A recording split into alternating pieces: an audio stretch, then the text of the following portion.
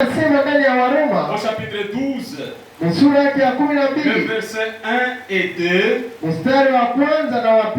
il est écrit: je vous exhorte donc, frères, par les compassions de Dieu, à offrir vos corps comme un sacrifice vivant, saint, agréable, ce qui sera de votre part un culte raisonnable. Et au verset 2 il est écrit: ne vous conformez pas au siècle présent, musifananishwe na dunia ya sasa. Amen. Amen. Ne vous conformez pas au siècle présent, mais soyez transformés par le renouvellement de l'intelligence, afin que vous discerniez quelle est la volonté de Dieu, ce qui est bon, agréable et parfait. Amen. C'est l'effet que doit produire la parole de Dieu dans votre vie, mon frère. Chaque frère doit être transformé. Chaque sœur doit être transformée et passer de la mort à la vie, et passer des ténèbres à la lumière. Et un homme transformé doit avoir une intelligence renouvelée. Amen. Il doit avoir une intelligence renouvelée. Voilà. Hein? Un homme transformé qui chante la musique païenne. Il connaît les noms de tous les musiciens. C'est très fort.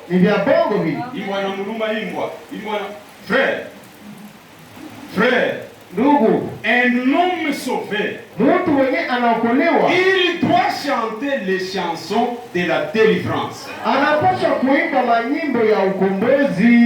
Oui. Vous ne chantez pas, c'est parce que vous n'avez pas expérimenté la transformation.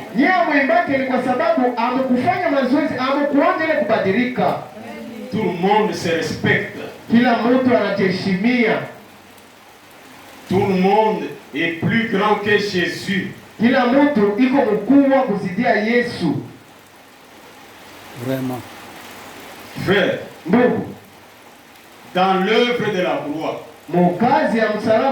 il n'y avait pas eu une seule gouttelette de ton sang.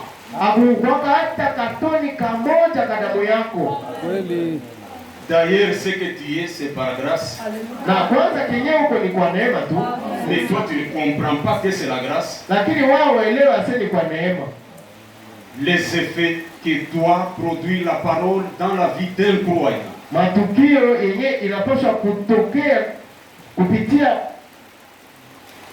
Ils doivent être sanctifiés. Ils doivent être transformés. Ils doivent être régénérés. Quelle expérience tu as faite, ma soeur? Quelle expérience tu as faite, mon frère? Cette même parole, elle, mes frères, elle fait de nous des enfants de Dieu. C'est vrai. Oui. Parce qu'il est écrit dans Jean au chapitre 1, au verset 1, la Bible dit: au commencement était la parole, et la parole était avec Dieu, et la parole était Dieu. Est-ce que vous croyez cela? Amen. La parole était Dieu. Et la parole est Dieu. C'est ça. Et quand vous lisez le verset 11 de Jean chapitre 1, la Bible dit, cette même parole-là est venue chez les siens. Mais les siens ne l'ont point reçu. Mais à tous ceux qui l'ont reçu, à ceux-là qui croient en son nom,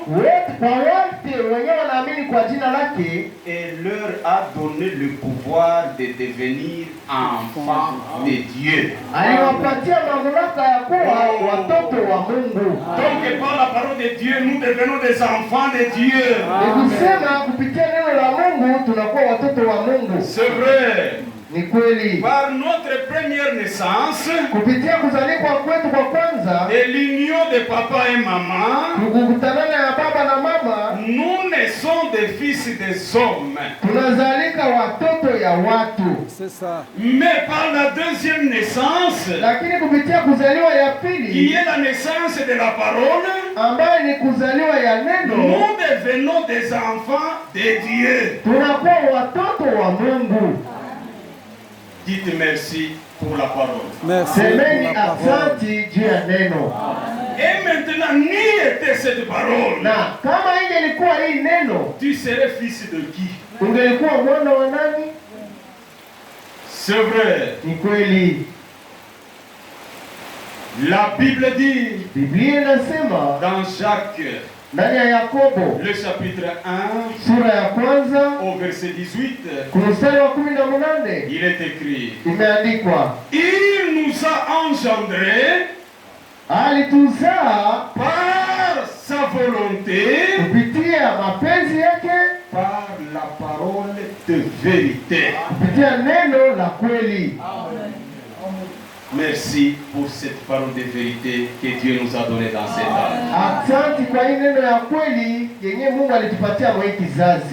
Ne bougez point de cette voie. Que rien ne vous ébranle. Même la mort ne vous sépare pas de cette foi. Que vous soyez au nombre de 5, que vous soyez au nombre de 10, demeurez dans cette foi. C'est vrai. C'est vrai, mes chers frères.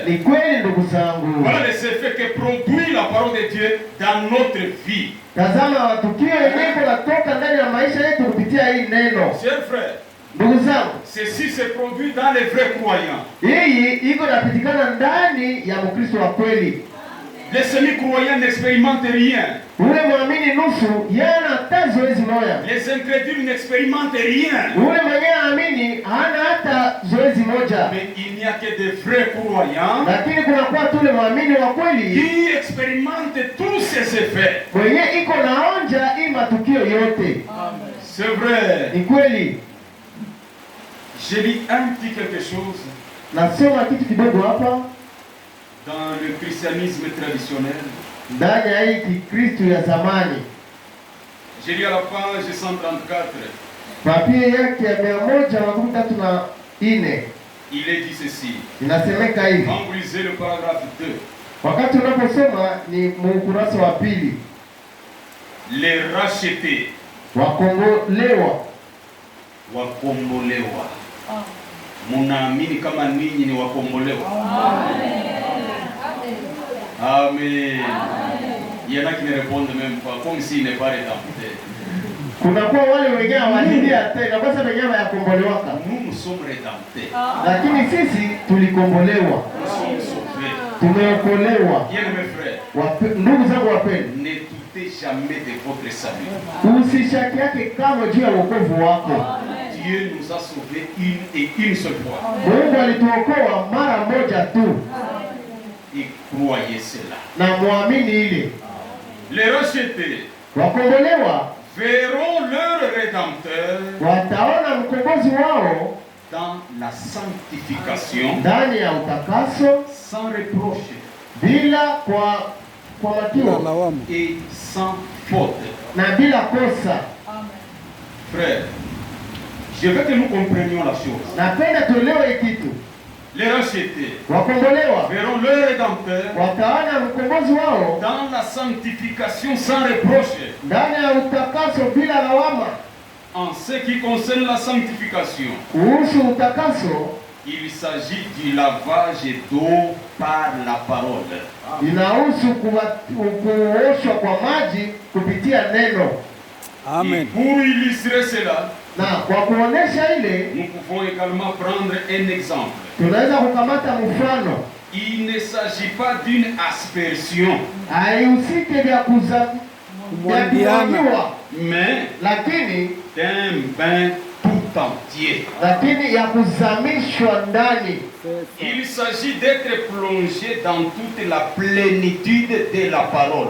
Inahusu kuzamishwa ndani ya wote ya neno, laquelle est esprit et vie, ambao ndio mwenye roho inaishi. L'homme tout entier, mtu ye wote, âme, nafsi, esprit, roho et corps, na mwili, est placé dans les limites de la parole. Na kuwekwa kwenye mipaka ya neno. Cela signifie que c'est volontairement, ya kwamba ni kibinafsi, volontairement, ni kutaka, et avec une joie na pamoja na furaha que nous accomplissons la volonté de Dieu. ndio tunatimiza mapenzi ya Mungu, non par contrainte. Haikukazwa.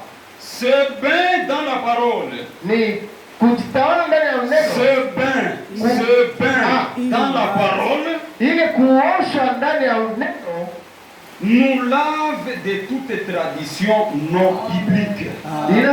Inatuosha na maasilia yote yenyewe iko ya Biblia et inutile, na ya bure.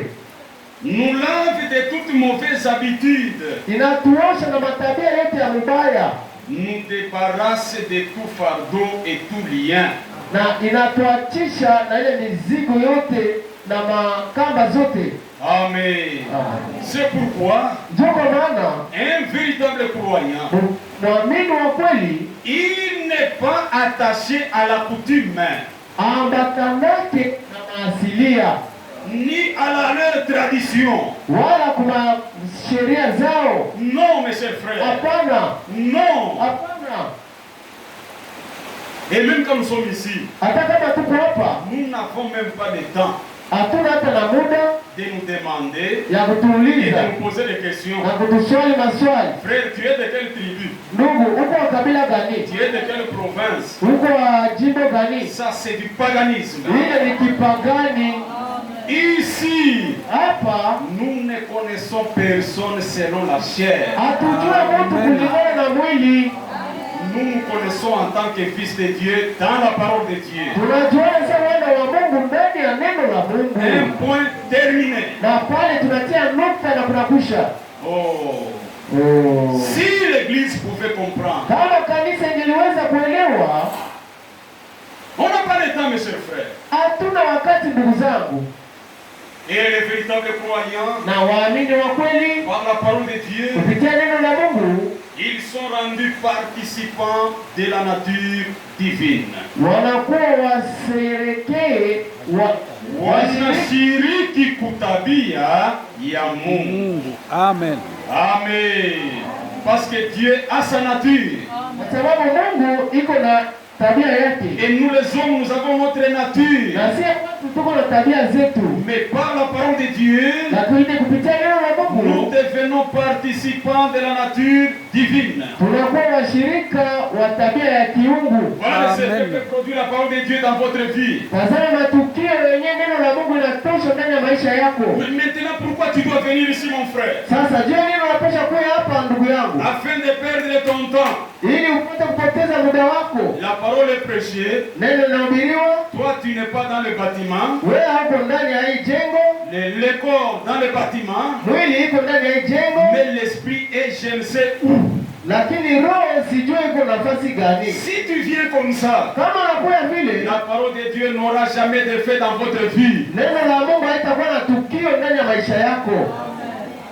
Nous devons être lavés. Tunapaswa kuoshwa Et notre corps, na mwili et wetu notre esprit, na roho et yetu notre âme na nafsi yetu doit être plongé dans le bain de la parole. inapaswa kuzamisha ndani ya kuoshwa kwa neno. C'est vrai. Ni kweli, C'est vrai, mes chers frères. ni kweli ndugu zangu. Et quand vous expérimentez la puissance des transformations, Na wakati unapoonja ile nguvu ya kumabadilisho, même s'il y a une épreuve, hata kama kuko jaribu, tu vas résister. utadumu, utavumilia. Je vous dis la vérité. Ninawaambia kweli, C'est comme ce témoignage-là. ni sawa ile ushuhuda ile. Donc, Frère Branham est en train de parler Ni kusema ndugu Branham yuko anasema dans son message honteux de Louis. ndani ya ujumbe yake kumsikilia haya. Dans l'exemple de cette sœur-là, Mfano ya ule dada dont le mari était un grand ivrogne, yenye bwana yake alikuwa mulevi sana, alors qu'il était au bar en train de boire avec ses amis. wakati alikuwa kule kuungandao iko na kunywa na marafiki yake, Ils ont commencé une discussion wakaanza mabishano fulani autour de la parole de Dieu. juu ya neno la Ils Mungu. ont dit aujourd'hui, dans le monde, il n'y a plus de chrétiens. Anasema leo mudunia hakuna Wakristo, Et ils discutaient. na banaendelea kubishana. Mais cet ivrogne-là Lakini ule mulevi a dit, alisema c'est vrai qu'il n'y a plus de chrétiens, ni kweli hakuna Wakristo, mais lakini haleluya, moi j'en connais une, mie najua mmoja, une véritable chrétienne. dada moja Mkristo wa kweli. On lui dit c'est qui? Wakamwambia si ni nani? Mon épouse à moi. Bibi yangu mie. C'est une Amen. véritable chrétienne. Ni Mkristo wa kweli. C'est pourquoi, frère, Ndio kwa maana même ndugu, ici, hata hapa bien aimé, wapendwa, c'est lui qui te connaît mieux. mwenye anakujua zaidi C'est ton épouse. ni bibi yako, Ma soeur bien-aimée, dada c'est yako ton kweli. mari qui te connaît mieux. Ni bwana yako ndiye anakujua zaidi. Même pendant que nous adorons, Hata wakati tuko tunaabudu, lorsque tu sursautes, frère, wakati ndugu uko et narukaruka tu parles ta langue, na uko nasema katika tu lugha, te jettes par terre. unajitupa mudongo, Mais ton témoin le plus proche, lakini mshuhuda wako wa karibu qui est ton épouse, ambaye ni mke wako elle est là en train de t'observer. iko pale iko na kuchunguza, anasema Oh, mko yetu na yeye anasema lugha leo. Quelle est son onction là? ni upako gani ile? Alors qu'il m'a injurié à la maison, Ijapokuwa nilitukana kunyumba, il m'a malmené, alinisumbua, mais il parle ta langue. iko nasema mulugha. Ton épouse va douter de ses dons. Bibi yako atashakia juu ya ile zawadi. C'est pourquoi Ndio kwa maana la chrétienté c'est la vie. Ukristiani ni maisha. Monsieur leur dira, si vous voulez, Na Bwana atamwambia kama unapenda allons chez moi, twende kwangu, faisons semblant de beaucoup boire, twende tufanye sambla ya tunalewa et nous allons faire des bêtises dans la maison. na tutafanya makosa kunyumba, Et vous allez réaliser que mon épouse est une chrétienne. na mtaelewa ya kwamba mke wangu ni Mkristo. Ils viennent, Wanakuja ils ont fait semblant de beaucoup boire. banafanya sambla sababu La banalewa, sœur a prêté à manger. dada akaleta chakula, Ils viennent là, banakuya pale ils dénigrent tout. banazarau vyote, Ils jettent les assiettes, banatupa na masahani, ils font des grimaces. banatetemeka. Son mari l'injurie, Bwana yake anamtukana, il la néglige. anamdharau. Mais cette sœur Lakini ule dada qui a fait l'expérience de la croix mwenye alifanya mazoezi ya msalaba n'a pas bougé de la foi. akutikisika mwimani, Elle est venue, akakuya elle a ramassé ses assiettes. akalogota ile masahani yake, Elle a dit à son mari, chéri, akamwambia bwanake, bwana yangu, est-ce que le goût n'est pas bon? eti hii chakula haiko ya mzuri? Si ce n'était pas bon, Kama ilikuwa ya mzuri tu m'aurais dit, ungeliweza kuniambia afin que je puisse encore refaire la cuisine. juu nirudilie tena kumafika. Il a ramassé les assiettes Akalogota masahani avec un cantique à la bouche. pamoja na wimbo mkinywa yake. C'est vrai. Ni kweli. Et il disait, Na alikuwa anasema, est-ce que Jésus eti Yesu va-t-il porter sa croix tout seul? atabeba msalaba wake yeye peke? Il y a une croix pour toi. Kunakuwa msalaba juu yako. Il y a une croix pour moi. Na kunakuwa msalaba juu yangu. Et il y a une croix pour quiconque. Na kunakuwa msalaba kwa yule yeyote yule. Et quand il faisait cela, Na wakati alipokuwa akifanya hivyo, ces ivrognes-là wale balevi wale étaient en train d'observer. walikuwa biko wanachunguza, Ils observaient. biko wanachunguza, Et ils se regardaient les uns les autres. na walikuwa wanaangaliana mmoja kwa mwingine.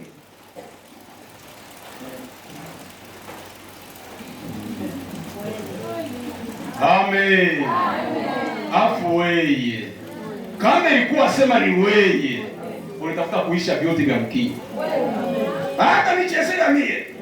Hata nichezea mie. Mtoto kama ni wa banani. Mtoto wa banani. Sisi tunawazia sema kudai katika Kristo, kumbe ungali mtoto wa babware. Hapa hakuna babware hapa? Hapa kuna tena bavira hapa na bamushi, hapa kuko ba chrétien. Ile yote ni maadresse kule tulitokea. Amen. Mais en Jésus-Christ, nous sommes tous fils de Dieu. Si l'Église pouvait comprendre la chose. Et je termine en disant ceci. Les vrais croyants, toutes les promesses divines qui sont dans la parole de Dieu sont pour les véritables croyants. Parce que notre Dieu, c'est un Dieu de promesses. C'est vrai. C'est vrai. Il est le Dieu de promesses. Nous en lisons une. Et nous terminons par là. Psaume chapitre 37. Nous sommes dans Psaume chapitre 37. Le verset 5, la Bible dit: recommande ton sort à l'Éternel. Mets en lui ta confiance. Et il agira. Amen. Amen. Amen. La Bible dit: recommande ton sort à l'Éternel. Ile Biblia iseme mzuri hapa. Peleka mambo yako kwa Mungu. Amen. Kisha kumpelekea mambo, weka matumaini yako muko yeye. Alléluia. Na yeye atatenda. Amen. Est-ce que vous le croyez? Amen. C'est vrai, mes chers frères. Et quand vous lisez le verset 25, la Bible dit: j'ai été jeune, moi David, et j'ai vieilli. Je n'ai jamais vu un juste abandonné, ni sa postérité mendiant son pain. C'est la parole des promesses. Amen. Et les vrais croyants expérimentent toutes les promesses de Dieu. C'est vrai. Pour ce soir, que le Seigneur vous bénisse. Amen. Bénisse aussi.